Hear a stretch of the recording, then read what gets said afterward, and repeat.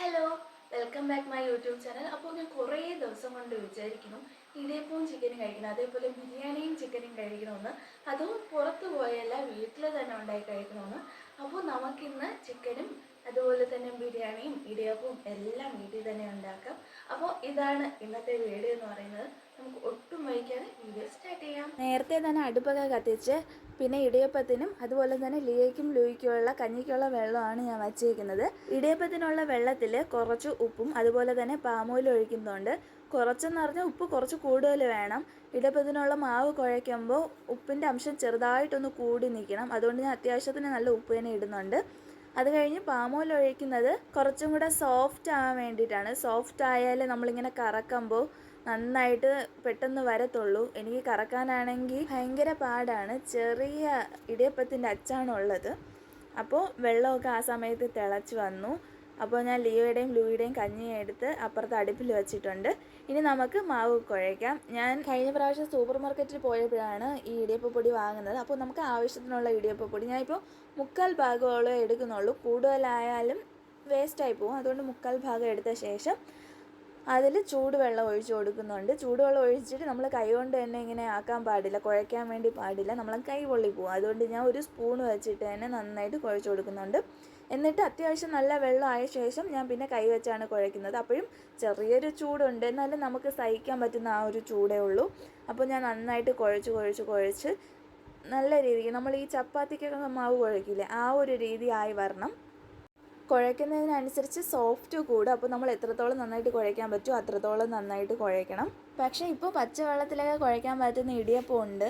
എനിക്കെന്തോ, ഞാൻ ഇതുവരെ അത് യൂസ് ചെയ്തിട്ടില്ല. എങ്ങനെ ഇരിക്കുമെന്ന് എനിക്ക് അറിഞ്ഞൂടാ. അതുകൊണ്ടാണ് ഞാൻ ഇപ്പോൾ ചൂടുവെള്ളത്തിലുള്ളത് തന്നെ ഉപയോഗിക്കുന്നത്. അത് എത്രത്തോളം ശരിയായിട്ട് വരുമെന്നും എനിക്ക് അറിഞ്ഞൂടാ. അപ്പോൾ ഞാൻ തലേദിവസം തന്നെ തേങ്ങയൊക്കെ തിരുകി വെച്ചിട്ടുണ്ടായിരുന്നു. അതുകൊണ്ട് എളുപ്പമായി. ഞാൻ ഒരു തേങ്ങ എടുക്കുമ്പോൾ അത് പൊട്ടിച്ച് കഴിഞ്ഞ് ബാക്കി ഫുള്ളായിട്ട് തിരുവിയ ശേഷം ഞാൻ ഫ്രിഡ്ജിൽ വയ്ക്കും. അതാകുമ്പോൾ എനിക്ക് എളുപ്പമായി. പക്ഷെ ഒരു ദിവസം തന്നെ ഒരു തേങ്ങ വേണ്ടി വരില്ലല്ലോ. അപ്പോൾ ബാക്കി ഞാൻ ഫ്രിഡ്ജിൽ വയ്ക്കും. അപ്പോൾ ഞാൻ ആദ്യം തന്നെ സേവനാഴിയിൽ നമ്മൾ കുഴച്ച് വെച്ചിരിക്കുന്ന മാവ് ഫുള്ളായിട്ട് ഗ്യാപ്പില്ലാതെ തന്നെ ഫില്ല് ചെയ്ത് കൊടുക്കുന്നുണ്ട്. നന്നായിട്ട് തന്നെ ഞാൻ ഫില്ല് ചെയ്ത് കൊടുക്കുന്നുണ്ട്. അത് കഴിഞ്ഞ് ക്ലോസ് ചെയ്ത് വയ്ക്കാം നമുക്ക്. ഇനിയാണ് നമുക്ക് തേങ്ങ നിറയ്ക്കേണ്ടത്. ആദ്യം തന്നെ ചിലവരാണെങ്കിൽ ഇങ്ങനെ കറക്കി കഴിഞ്ഞിട്ട് അതിൻ്റെ പുറത്തൂടെ തേങ്ങ ഇടും. ഞാൻ ഇങ്ങനെയാണ് ഇടുന്നത്. അപ്പോൾ നമുക്ക് കറക്റ്റ് ഇങ്ങനെ മറിഞ്ഞ് വരുമ്പം തേങ്ങ നല്ല അതിൽ തന്നെ ഇങ്ങനെ പറ്റിയിരിക്കും. അപ്പോൾ ഞാൻ എല്ലാത്തിലും എണ്ണ ഒഴിച്ചിട്ടാണ് തേങ്ങ ഇങ്ങനെ ഇടുന്നത്. അതാകുമ്പോൾ ഇളകി വരാനും നല്ല എളുപ്പമായിരിക്കും. അതിനുശേഷം ഞാൻ ഇങ്ങനെ കറക്കി കൊടുക്കുന്നുണ്ട്. ഭയങ്കര പാടായിരുന്നു കറക്കാൻ വേണ്ടിയിട്ട്. നല്ല നേർത്ത അച്ചായിരുന്നു ഇത്. ഇതിനേക്കാളും കുറച്ചും കൂടെ വലിയ അച്ചുണ്ട്, പക്ഷെ അത് കാണാനില്ലായിരുന്നു. അതുകൊണ്ടാണ് ഈ അച്ച്. പിന്നെ ഏട്ടനും ഇങ്ങനെ കുഞ്ഞായിട്ടിരിക്കുന്നതാണ് ഇഷ്ടം. ഞാൻ പിന്നെ കറക്കി ഒരു വഴിയായി. ഫുള്ളിനി കറക്കണമല്ലോ. അപ്പോൾ ഞാൻ കുറച്ച് സ്പീഡാക്കി വെച്ച് നിങ്ങൾക്കത് കാണിച്ചു തരാം.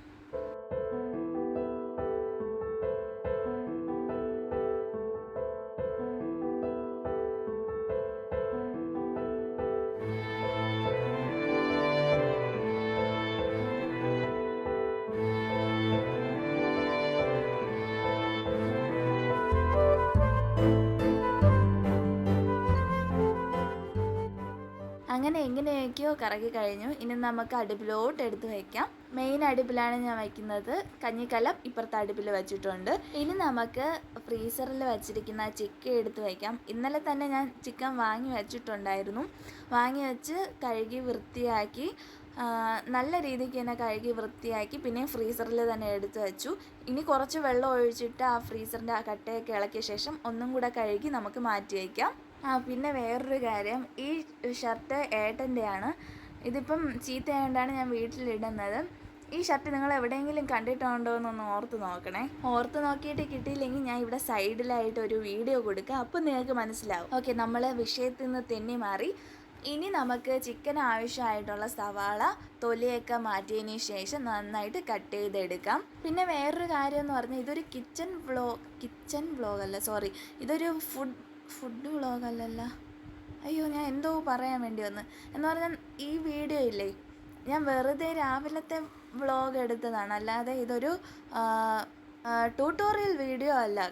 എനിക്ക് അതെങ്ങനെ പറഞ്ഞ് മനസ്സിലാക്കണമെന്ന് മനസ്സിലായില്ല. നിങ്ങൾക്ക് വല്ലതും മനസ്സിലായെങ്കിൽ നിങ്ങൾ ഉറപ്പായിട്ടും കമൻറ്റ് ചെയ്യണം കേട്ടോ. അതായത് ഞാൻ രാവിലെ ഇങ്ങനെ എഴുതിച്ചു വന്നപ്പോൾ ഞാൻ ഒട്ടും പ്രതീക്ഷിച്ചില്ല ഞാൻ ഇങ്ങനെ ഒരു വീഡിയോ എടുക്കുമെന്ന്. രാവിലെ എന്തായിരുന്നാലും ഒരു സൺഡേ അല്ലേ, വെറുതെ എന്തായിരുന്നാലും ചിക്കൻ ബിരിയാണിയും അതുപോലെ തന്നെ ഇടിയപ്പമൊക്കെ വയ്ക്കുന്നുണ്ട്. അപ്പോൾ ഞാൻ വിചാരിച്ചു എന്തായാലും ഒരു വ്ളോഗായിട്ട് അങ്ങ് ഇടാമെന്ന്. അല്ലാതെ ഇതിൻ്റെ റെസിപ്പി പറഞ്ഞു തരുന്ന ഒരു വീഡിയോ അല്ല കേട്ടോ. എന്തായാലും ഞാൻ ഡീറ്റെയിൽ ആയിട്ട് ഇങ്ങനെ പറയുന്നതേ ഉള്ളൂ. എന്തെങ്കിലുമൊക്കെ പറയണ്ടേ, അതുകൊണ്ട് ഞാൻ പറയുന്നതേ ഉള്ളൂ. പിന്നെ നിങ്ങൾക്ക് എന്തൊക്കെയുണ്ട് വിശേഷം എന്നൊക്കെ നിങ്ങൾ ഉറപ്പായിട്ട് കമൻറ്റ് ചെയ്യണം. 2000 സബ്സ്ക്രൈബറേ ഉള്ളൂ, എന്നാലും കുഴപ്പമില്ല. എനിക്ക് 1000 സബ്സ്ക്രൈബർ ആയപ്പോൾ തന്നെ എനിക്ക് ഭയങ്കര സന്തോഷമൊക്കെ ആയിരുന്നു. 2000 സബ്സ്ക്രൈബർ ആയപ്പം 2000 പേരുണ്ടല്ലോ എൻ്റെ വീഡിയോസൊക്കെ കാണാൻ. ഇപ്പോൾ ചില വീഡിയോസിനൊന്നും റീച്ചൊന്നും കിട്ടില്ല, എന്നാലും എനിക്ക് പറഞ്ഞറിയിക്കാൻ പറ്റാത്ത എന്തൊക്കെയോ ഒരു സന്തോഷമുണ്ട്. നിങ്ങളെ സപ്പോർട്ടിനൊക്കെ ഒരുപാട് ഒരുപാട് ഒരുപാട് താങ്ക്സ്. അപ്പോൾ നമ്മൾ പിന്നെയും വിഷയത്തിൽ നിന്ന് തെന്നി മാറി. അങ്ങനെ സവാളയൊക്കെ കട്ട് ചെയ്തെടുത്തു. പിന്നെ ജിഞ്ചർ, ഗാർലിക്ക്, അതുപോലെ തന്നെ ചെറിയ ഉള്ളിയില്ലല്ല, പച്ചമുളക്, തക്കാളി, അങ്ങനെ എല്ലാം കട്ട് ചെയ്ത് ഞാൻ മാറ്റി വെച്ച ശേഷം കട്ടിംഗ് ബോർഡ് ഞാൻ ജസ്റ്റ് കഴുകി അതിൻ്റേതായിട്ടുള്ള സ്ഥാനത്ത് തന്നെ വെച്ചിട്ടുണ്ട്. ഞാൻ ഇടയ്ക്കിടയ്ക്ക് ആക്കണത് ഞാൻ കഴിഞ്ഞ വീഡിയോയിലും പറഞ്ഞതുപോലെ തന്നെ എനിക്ക് കറക്റ്റായിട്ട് പെട്ടെന്ന് സംസാരിക്കാൻ വേണ്ടി വരണില്ല. അപ്പോൾ ഞാൻ കുറച്ച് ചിക്കൻ എടുത്ത് മാറ്റി വെച്ചിട്ടുണ്ട് പൊരിക്കാൻ വേണ്ടിയിട്ട്. അത് ഞാൻ വഴിയെ പറഞ്ഞുതരാം. വൻ ഫ്ലോപ്പായിട്ട് മാറി. എങ്ങനെ ഫ്ലോപ്പായെന്ന് എനിക്ക് മനസ്സിലാവണില്ല. ഇനി നമുക്ക് എന്തായാലും ചിക്കൻ വയ്ക്കാം. ഞാൻ എല്ലാം ഓൾറെഡി കട്ട് ചെയ്ത് വെച്ചിട്ടുണ്ട്. കട്ട് ചെയ്യാൻ കുറച്ച് സമയം എടുത്തു, കാരണം ഇനി വലുതായിട്ട് കട്ട് ചെയ്യാൻ അറിഞ്ഞൂടാ. കട്ടിംഗ് ബോർഡ് വെച്ചാണ് ഞാൻ കട്ട് ചെയ്യണത്. എന്നിട്ടും കത്തി കുഞ്ഞായതുകൊണ്ടായിരിക്കും, വേറെ കത്തി വാങ്ങണം. കത്തി കുഞ്ഞായതുകൊണ്ടായിരിക്കും എനിക്ക് നേരെ കട്ട് ചെയ്യാൻ വേണ്ടി പറ്റിയില്ല. നമ്മൾ പാൻ അടുപ്പിൽ വെച്ച ശേഷം അതിലോട്ട് കുറച്ച് വെളിച്ചെണ്ണയല്ല, പാം ഓയിലാണ് ഒഴിച്ചത്.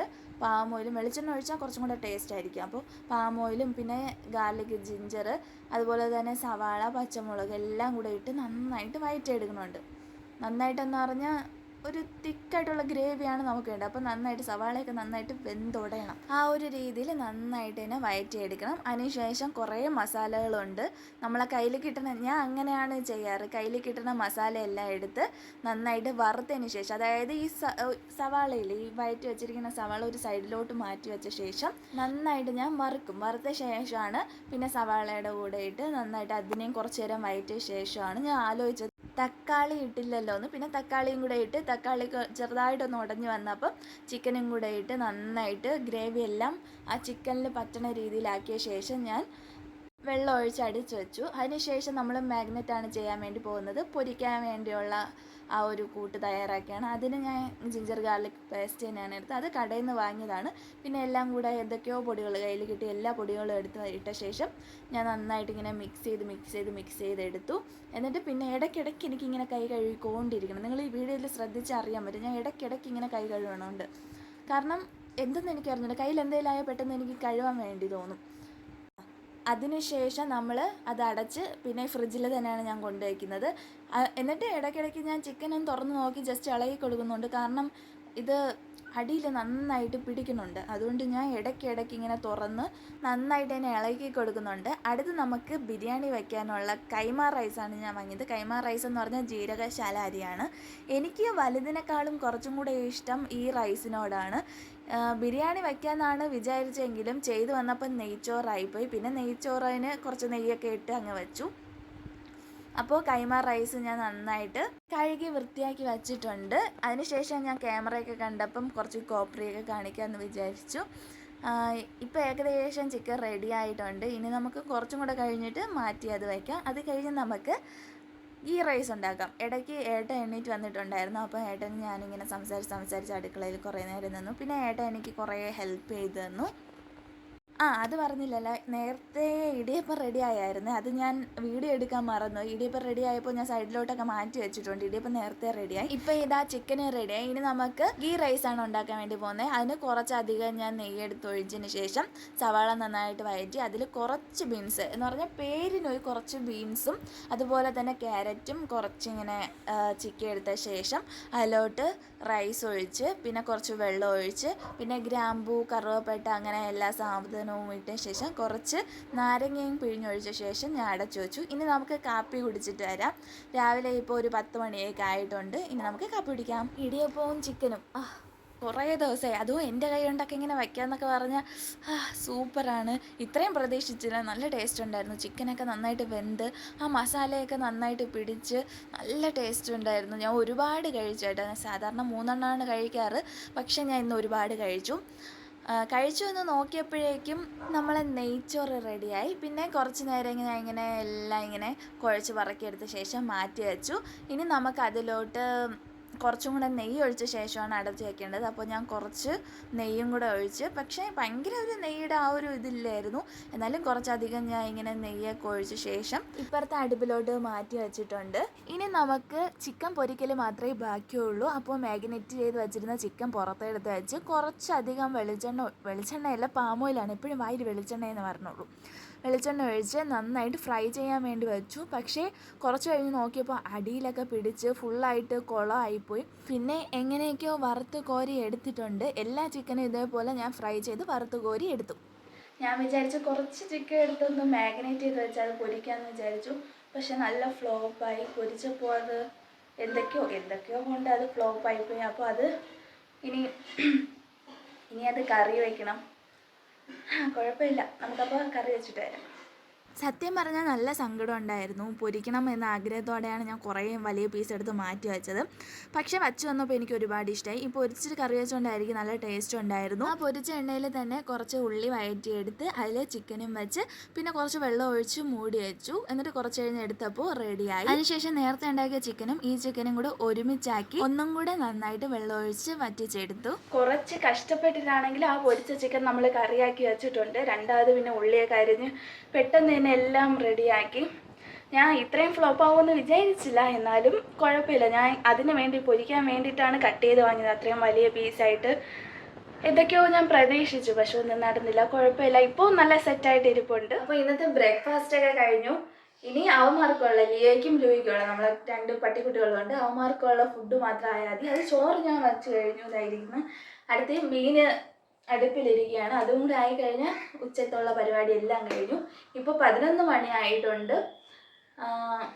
നേരെ പ്രത്യേകിച്ചൊന്നുമില്ല പറയാൻ വേണ്ടിയിട്ട്. അപ്പോൾ നിങ്ങൾക്ക് ഈ വീഡിയോ ഇഷ്ടപ്പെടുകയാണെങ്കിൽ ലൈക്ക് ചെയ്യണം, ഷെയർ ചെയ്യണം, സബ്സ്ക്രൈബ് ചെയ്യണം. അടുത്ത വീഡിയോയിൽ കാണുന്നവരെ ബൈ.